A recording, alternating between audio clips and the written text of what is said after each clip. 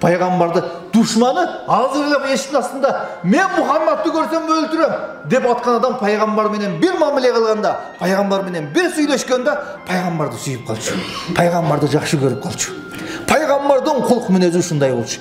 Эмне үчүн мен менен сиз ушундай боло албайбыз? Эмне үчүн сиз менен мен ушинтип мамиле кыла албайбыз? Эмне үчүн сиз менен менин мамилеме эң татыктуу апабызга, эң татыктуу аялыбызга, кыздарыбызга эмне үчүн мынтип жылмайып түпөй албайбыз? Эмне үчүн ошолор эң жакшы көргөн адамды мен деп ойлоп калган даражага эмне үчүн биз жете албайбыз? Келиңиздер, бүгүн кулк мүнөзүбүздү өзгөртөлүк. Бүгүн алдыга карап жылалык. Пайгамбар саллаллаху алейхи ва саллям айтат: "Ал-му'мин я'лаф ва ю'аллиф" деп айтты. Момун өзү сүйкүмдүү болот. И сүйдүрөт дагы деди. Ла хайра фиман ла я'лаф ва ла ю'лаф дедик.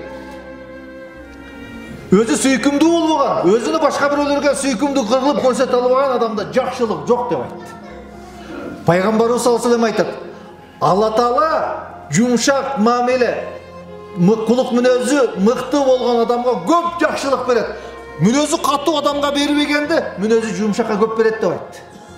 Ооба, Алла Таала ырыскыны жумшак мамиле кылган адамга, кулук мүнөзү мыкты болгон адамга ырыскыны кенен кылып берет. Кудай Таала.